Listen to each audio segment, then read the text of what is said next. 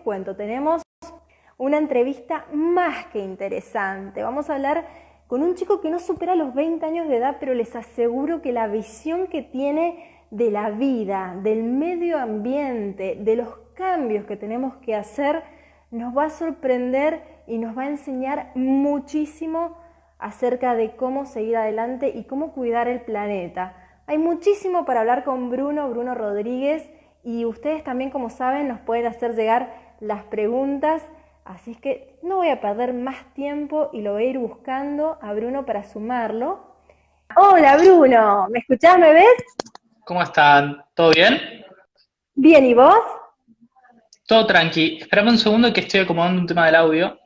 Dale, acomoda. Yo mientras te estaba presentando, estaba contando que la mirada que vos tenés nos va a enseñar muchísimo, y estuviste marcando cancha, como quien dice, el año pasado en la ONU, encabezando lo que es la versión argentina de Jóvenes por el Clima. Así es que quiero que nos cuentes, tenemos muchísimas cosas para hablar, no tanto tiempo como nos gustaría, pero queremos sacarte el jugo, Bruno, queremos que nos cuentes acerca de este movimiento a nivel mundial y que en Argentina vos sos una de las caras, Jóvenes por el Clima, contanos.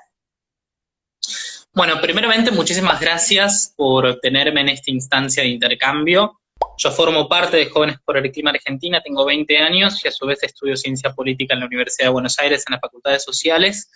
Y bueno, arranqué, digamos, en esta iniciativa de activismo ambiental a principios del año pasado, junto con un grupo de compañeros y compañeras con los que vimos que en todo el mundo se estaban impulsando una serie de manifestaciones masivas protagonizadas esencialmente por pibes y pibas, originalmente en Europa, pero se extendieron mundialmente. Y fue a partir de esa lectura en donde vimos que, bueno, hay una generación dispuesta a luchar en contra de los efectos del cambio climático y a reconocerlo como un asunto de derechos humanos, de justicia social y de soberanía. Fue a partir de esa lectura en donde, bueno, dijimos, en Argentina tiene que impulsarse una iniciativa que pueda replicar esto, y a partir de eso, bueno, nos juntamos y organizamos distintas movilizaciones, impulsamos proyectos ambientales, etcétera. ¿Cómo están trabajando actualmente? Vi que hace poco te habías reunido con el presidente Alberto Fernández. ¿Cómo están trabajando hoy y en este contexto tan especial?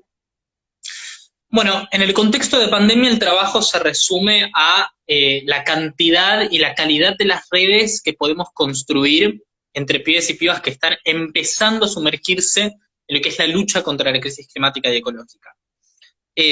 Obviamente la virtualidad es el lugar que tenemos que tomar por asalto en estas circunstancias, y es a partir de este contexto tan particular que, bueno, por ejemplo, en abril, para el Día de la Tierra, impulsamos un festival con distintos artistas para visibilizar la problemática del cambio climático, y actualmente, por ejemplo, no podemos desligarnos de la cantidad de incendios que se están perpetuando a lo largo y ancho del territorio nacional, ¿no? Vos sabés, Bruno, que yo hablaba el otro día acá en Mendoza con un abogado muy vinculado con la defensa de los derechos del medio ambiente y de los animales, y me decía que creía que todo esto que está pasando con los incendios es un llamado y una respuesta del planeta a la falta de cuidado que estamos haciendo nosotros para con el mundo. ¿Vos qué lectura haces, ya que lo traes a colación?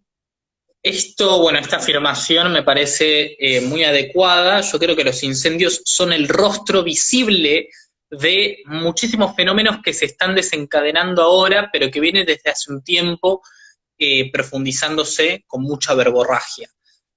Creo que, por ejemplo, el aumento de las sequías en Córdoba, la falta de productividad de los cultivos a partir de los fenómenos climáticos extremos, las inundaciones que vimos hace muy poquito tiempo en distintos lugares del país, o por ejemplo también los pibes y las pibas de muchísimas escuelas fumigadas en Entre Ríos que presentan casos de cáncer. Voy a dar un dato matador: el 55% de las internaciones infantiles en el Garrahan por casos de cáncer provienen de Entre Ríos. Esto está directamente asociado con la utilización de químicos en los procesos de producción agrícola, y por lo tanto, digamos, forma parte de una discusión que tenemos que dar. Y en Mendoza, me parece que tenemos también un contexto muy específico vinculado con las luchas de la juventud contra, por ejemplo, la reforma de la ley 7.722, que en su momento proveía, digamos, de la utilización de distintas sustancias altamente peligrosas en los procesos de extracción minera, nosotros, me gusta contarlo en este medio porque de seguro está presente, tenemos compañeros y compañeras de Jóvenes por el Clima en Mendoza, que el No año me digas, pasado... no sabía. Después pasame el dato, así los contactamos, porque está Yo re te voy a bueno lo que pasar el me decís. contacto. Hay una chica que se llama Carolina, que Sí, de hecho intervino en el Congreso, en la Cámara de Diputados, en defensa del acuerdo de Escazú, que se ratificó hace muy poquito tiempo, sí, y su sí, intervención fue sí. aplaudida por todos.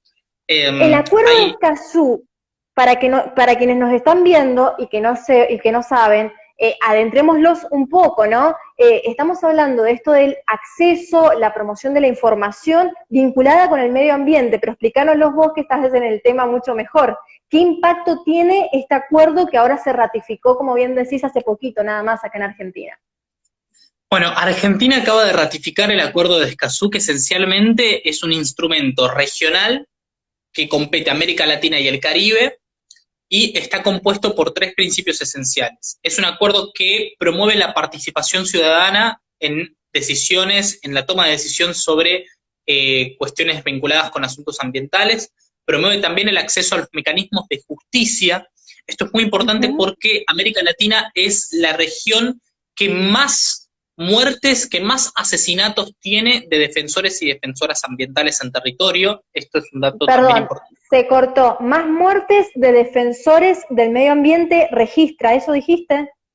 Sí, más asesinatos, Wow, exactamente. Ese wow. es un dato Ujú. muy, muy lamentable. Y como tercer punto, también lo que promueve es, digamos, mecanismos de gobierno abierto. Más allá del acceso a la justicia o de la participación, también la información pública es otro pilar muy importante que tiene en cuenta este tipo de instrumentos regionales. Y se acaba de ratificar hace muy poquito, entonces Sí, sí. Argentina, al haber adherido, tiene responsabilidades para poder implementar efectivamente esto. Y Por acá, ejemplo, de qué manera se puede ver palpable, digo, en términos palpables? por ejemplo, una manera de poder aplicar el acuerdo de Escazú efectivamente es abriendo las instancias de participación cuando por ejemplo, se anuncia una medida ambiental que Bien, quizás no fue muy consulta con la gente, con la ciudadanía. Hace muy poquito bien. tiempo, por ejemplo, el Ministerio de Ambiente quiso reformar la ley de bosques y no hubo ninguna instancia de participación pública para la sociedad civil. Eso el acuerdo de Ujú. Escazú lo establece muy bien, es muy estricto, eso no puede pasar. Así que una forma de Bien, aplicarlo es abriendo esos espacios. bien. ¿Tenés alguna otra idea, por ejemplo, de cómo llevarlo a cabo en algún proyecto? ¿Cómo el gobierno nacional se tiene que hacer cargo? Digo, ¿qué impacto, qué incidencia tiene? Bueno, también con educación ambiental. Hace muy poquito tiempo, como vos también lo mencionaste, estuvimos en la Quinta de Olivos, junto con distintos compañeros y compañeras, junto al presidente Alberto Fernández. Y allí se anunció un paquete de medidas que atacan, por ejemplo, la cuestión vinculada con la producción de alimentos sanos agroecológicamente, como la problemática de los basurales a cielo abierto y de los residuos, y también una medida que se vincula con el acuerdo de Escazú y con esta necesidad de avanzar en este tipo de normativa participativa, que es la ley de educación ambiental. Ajá. Educación ambiental en Argentina no hay. No hay, no hay. Nos pasa como con la educación sexual integral, que también no se implementa efectivamente. Necesitamos una ley de educación ambiental que sea transversal a todos los contenidos curriculares. Es decir, que en todos y cada uno de los aspectos pedagógicos que se imparten en nuestra currícula debe estar presente el componente ambiental en las aulas. Y Esto eso es, por nos, ejemplo, sí, no, sí, sí, sí, sí, eso decime. nos otorga un empoderamiento muy fuerte y se traduce concretamente cuando, por ejemplo, vemos a distintos pibes y pibas en sus escuelas sabiendo cómo es la separación en origen de residuos, Eso es lo o que te iba a accediendo, consultar, o tal cual. accediendo a información acerca, por ejemplo, de el aporte de la industria energética en materia de gases de efecto invernadero. ¿Cuáles son, digamos, qué es el cambio climático? No puede ser que no en las escuelas no se explique lo que es el cambio climático desde una perspectiva social, desde una perspectiva científica. Es un problema estructural y me parece que estamos a tiempo de saldarlo. En función de esto que decís, ¿cómo desde casa cada uno de nosotros, cada una de nosotras puede empezar a aportar un grano de arena? ¿Cuáles son cuestiones básicas? Bueno, Hay muchísimas cuestiones con las que podemos avanzar en la lucha contra el cambio climático desde la individualidad de nuestros hogares. Me parece que necesitamos apuntar a un cambio estructural, pero desde nuestras casas lo más importante, primero que todo, es informarnos. Primero que Bien. todo, es acceder a la información acerca del cambio climático.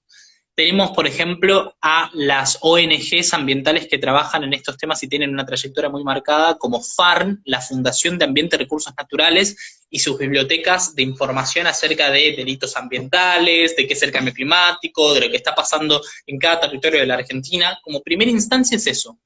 Y después, poder cumplir con nuestro deber de ciudadanos y ciudadanas responsables con, por ejemplo, la separación en origen de los residuos. Eso por un lado también Ujú. es importante, y algo que se agrega a esta suerte de incomodar nuestra zona de confort, de poder salir de nuestra zona de confort, es, por ejemplo, la modificación de hábitos de consumo como la misma dieta.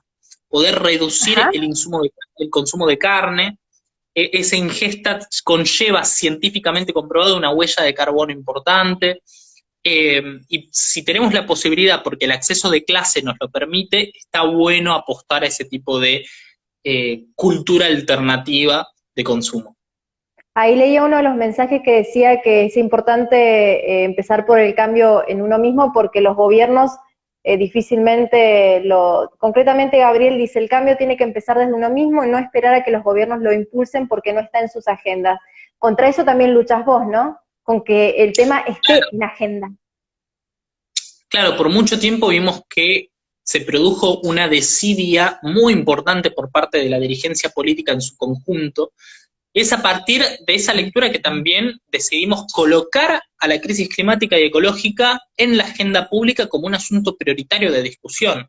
Y acá no tiene que haber Ujú. vuelta atrás. Cuando vemos que la presidencia de la nación nos recibe para hablar sobre distintas cuestiones ambientales, es porque definitivamente durante todo el proceso previo marcamos un progreso muy importante. Y eso se dio a fuerza de movilización y a fuerza de concientización de muchísimos pibes y pibas que están empezando a sumergirse en esta cuestión del cambio climático.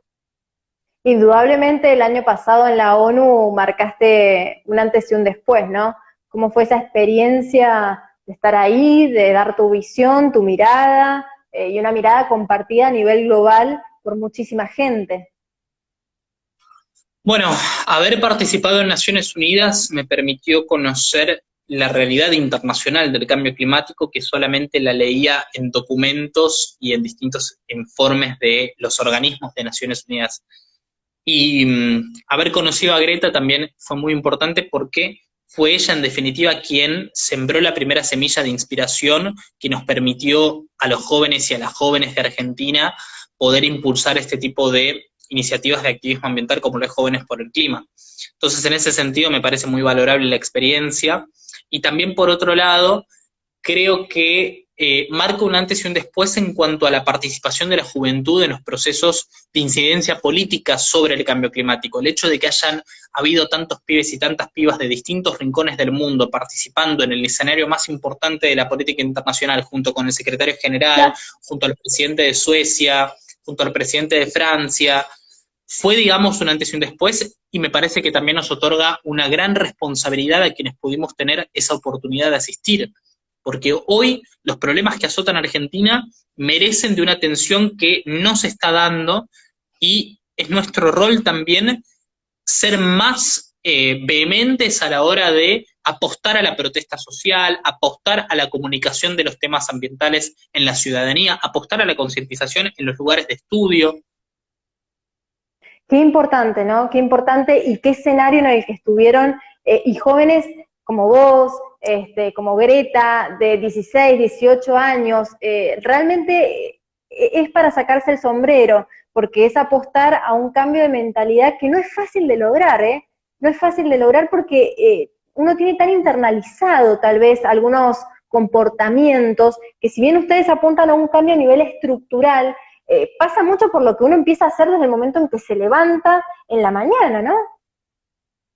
Sí, yo creo que está muy relacionado con la pedagogía de la indignación. A ver. Cuando, cuando vemos que sistemáticamente se perpetúan distintas dinámicas de opresión social, como por ejemplo cuando vemos a una persona durmiendo en la calle, cuando vemos a una familia completamente destrozada por los efectos de un fenómeno ambiental desastroso como lo puede ser una inundación, por ejemplo, o una oleada de calor sobre los sectores más vulnerables de la sociedad. Ahí me parece que tenemos... O ahora en Córdoba con todos los incendios y la gente pierde todo.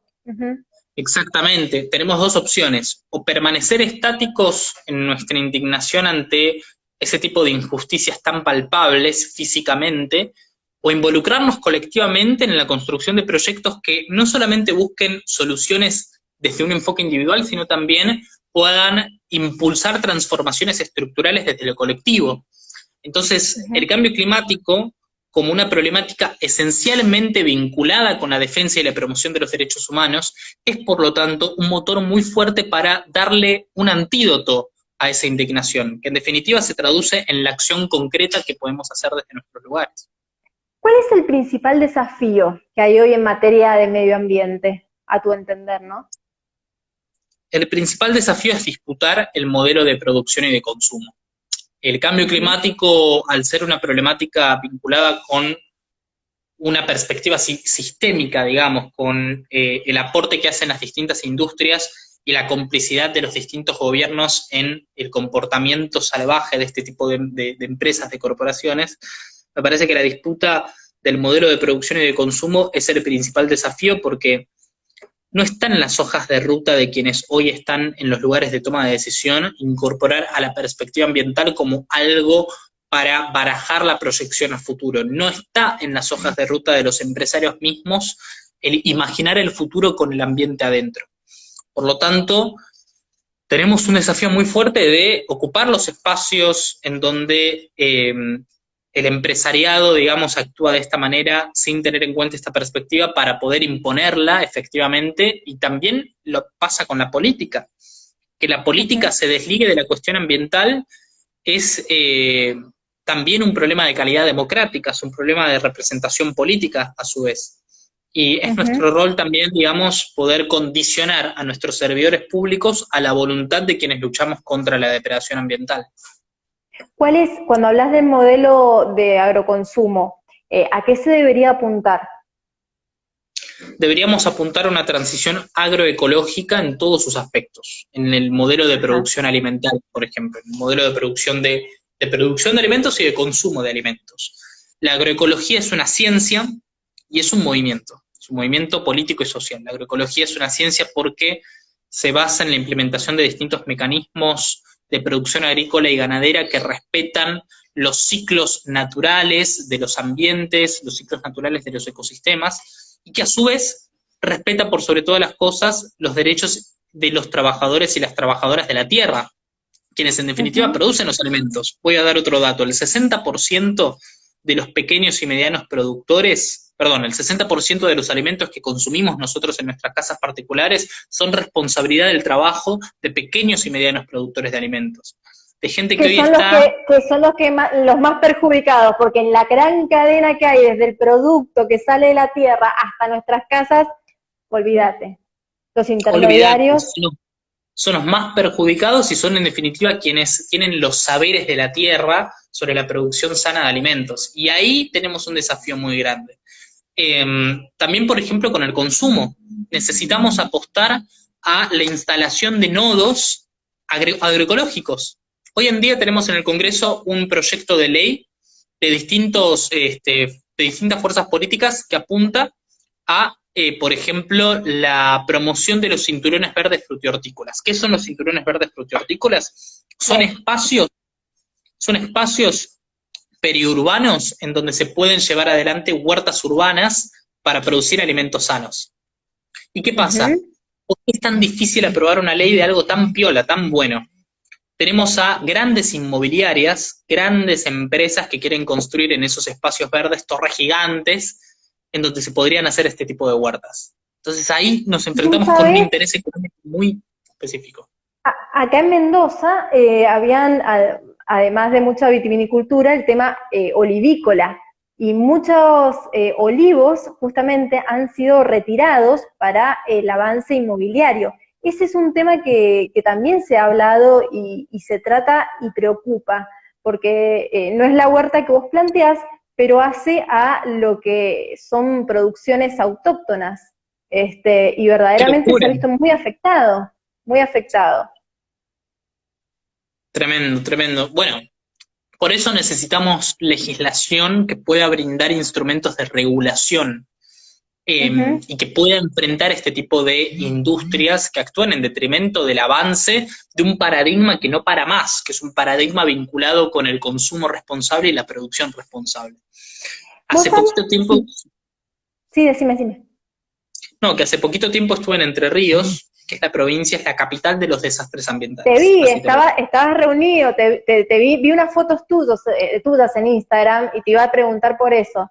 Contanos la Sí, experiencia de Entre Ríos, muy fuerte también.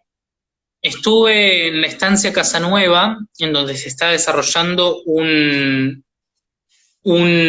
iniciativa muy buena vinculada con la instalación de una colonia agroecológica protagonizada por trabajadores y trabajadoras de la tierra para producir alimentos sanos. Estuve en un lugar en donde en su momento le perteneció en una estancia, unos terrenos, unas miles de hectáreas que le pertenecieron en su momento a Luis Miguel Echeverre, ex, quien fue ministro de Agroindustria del presidente Mauricio Macri, y quien en la provincia de Entre Ríos tiene negociados vinculados con los incendios que se produjeron hace muy poquito tiempo en la zona del Delta, y vinculados con los pueblos fumigados, entre muchos otros problemas y negocios muy turbios.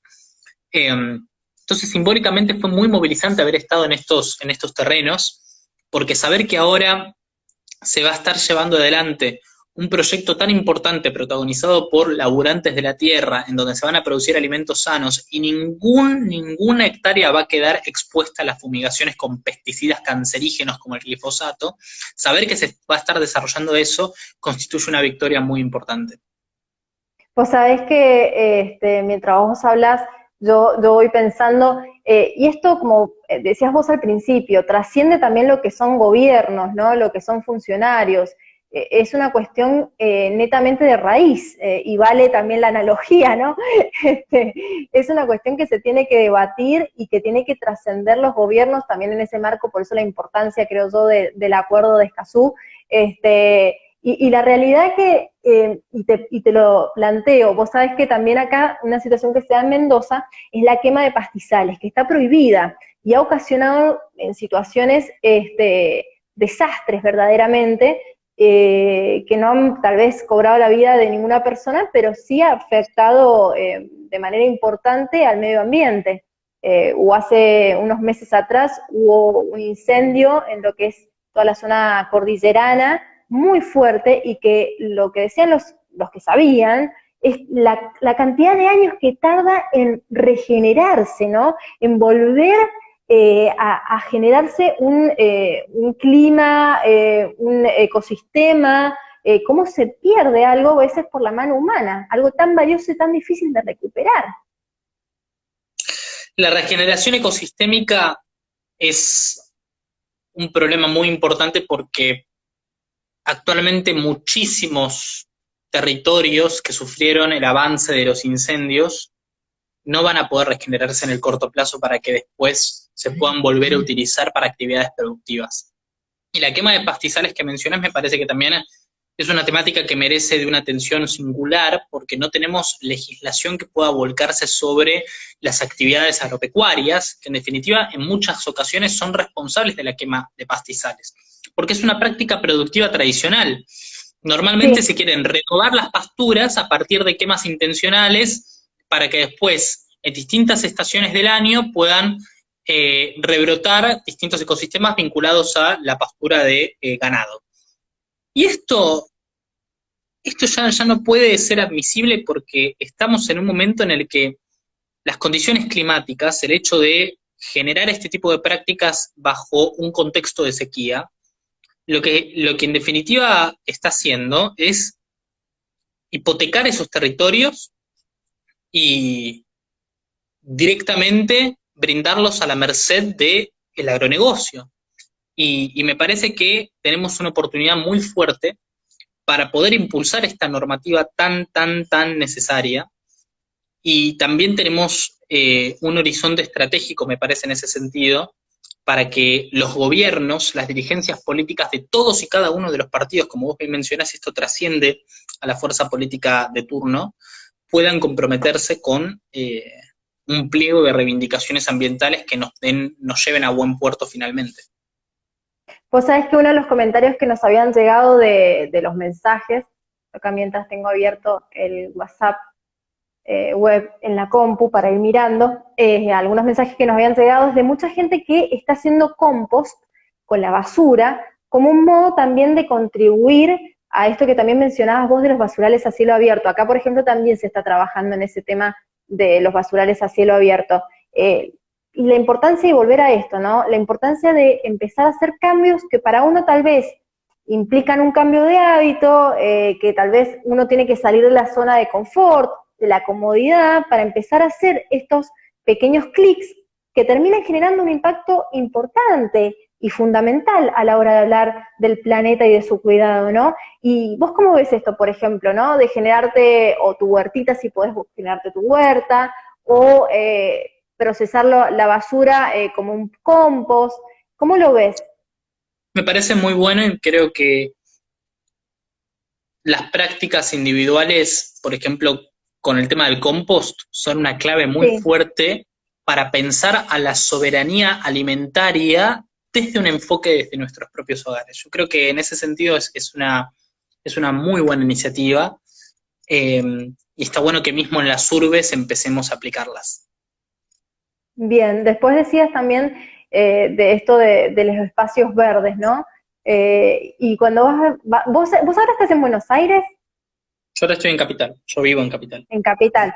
Bueno, cuando estás en Capital, me imagino, y de repente ahora que te fuiste ahí Entre Ríos, y te encontrás con esas imágenes, esos parajes tan distintos, ¿no? De vivir en una urbe, en una capital de un país como es Cava, y de repente irte a una estancia, a un campo, y en este contexto de pandemia creo que también hay una revalorización de lo verde, hay una revalorización del medio ambiente, de decir, bueno, cuidémoslo, o al menos yo así lo he vivido y así lo he percibido, no sé vos. No hay como una mayor conciencia, este contexto actual de pandemia, de estar encerrados, no ha generado como decir, che, cuidemos lo verde, hace bien, ves el pasto, ves los árboles y te cambia. Creo que ese pequeño clic se ha dado en esta situación, no sé cómo lo has vivido vos allá.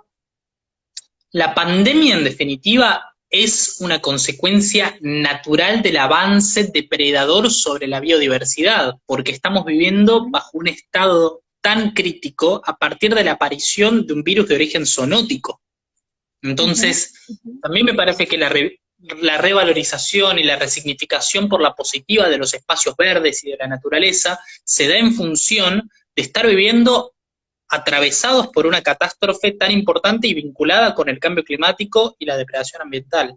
Sí, cuando fui a Entre Ríos, fue un gran alivio poder escapar de la jungla de cemento. Claro. Y me voy a quedar con ese concepto, la jungla de cemento, me gustó. Sí, tenemos que, y me parece que también en ese sentido, en las grandes ciudades, tenemos que empezar a pensar en una política que combata al extractivismo urbano, que se basa en la apuesta al cemento por sobre lo verde. Yo creo que los espacios verdes, en definitiva, por ejemplo, forman parte de la guía de recomendaciones para la planificación urbana de la Organización Mundial de la Salud. Son un instrumento indispensable para que tengamos una buena calidad de vida, y creo que los distintos subgobiernos, los distintos gobiernos subnacionales, tienen que ser en definitiva una punta de lanza en la incorporación de estas políticas sobre planificación urbana en base al aumento de los espacios verdes y del combate contra el extractivismo urbano.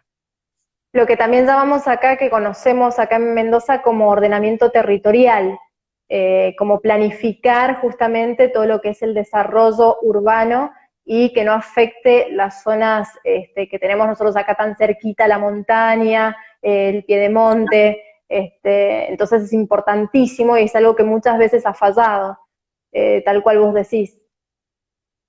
Totalmente, sí, la planificación urbana, hoy por ejemplo, se visibiliza mucho la falencia en las distintas políticas de planificación urbana con lo que está pasando en Costa Salguero, en donde se quieren vender muchísimos terrenos para la especulación inmobiliaria, en donde tranquilamente podríamos crear espacios verdes y de resarcimiento,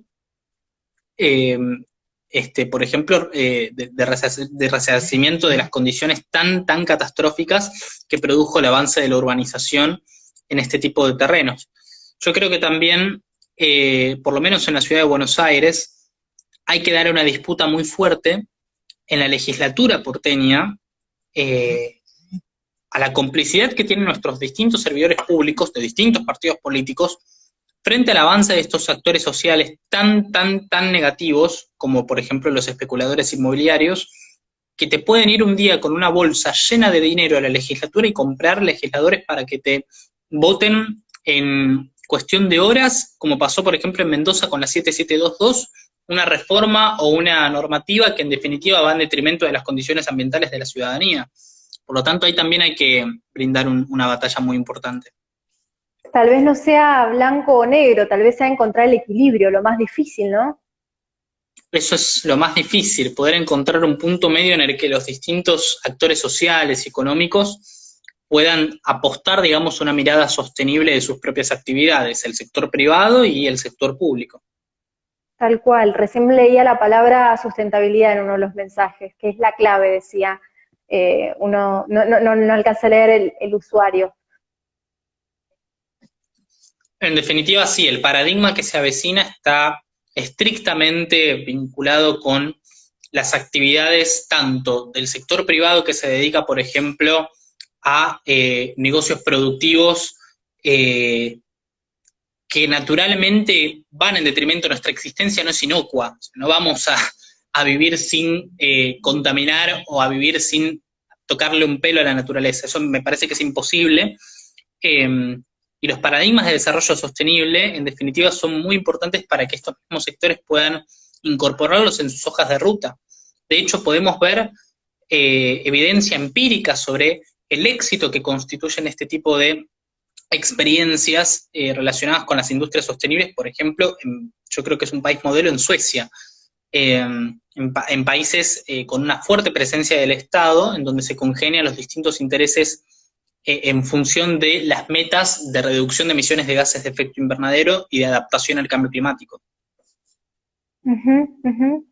Mira, yo sé, Bruno, que no te queda mucho tiempo, ahora estoy mirando la hora, sé que te quedan 6 minutitos para regalarnos, porque no te estás muy ocupado, afortunadamente. Sí, nah, es un placer poder tenerte, la verdad es un lujo que me estoy dando y que nos estamos dando acá todos y todas. Quería que nos des un mensaje, ¿qué es lo que podemos hacer?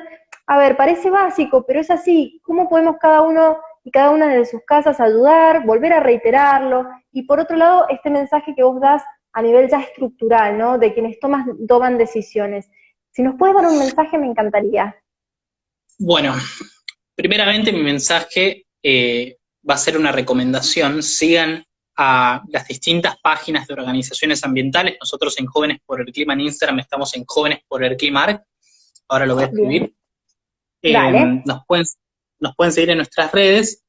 Y también mi mensaje está centrado sobre todo en la importancia que le tenemos que dar a el rol que podemos aportar desde lo individual y desde lo colectivo a la lucha contra el cambio climático, informándonos. Nos tenemos que informar por sobre todas las cosas sobre lo que es el cambio climático y la amenaza que representa, y a partir de ello modificar nuestros hábitos de consumo, migrar hacia conductas que no se basen en el descarte permanente, y poder también relacionarnos con otros y con otras para sumergirnos en experiencias de trabajo colectivo, como por ejemplo el activismo en las organizaciones, y exigirle a nuestros servidores públicos, a quienes hoy en día están ocupando lugares de toma de decisión, que se hagan cargo de no hipotecar nuestro futuro a partir de la destrucción de nuestro presente.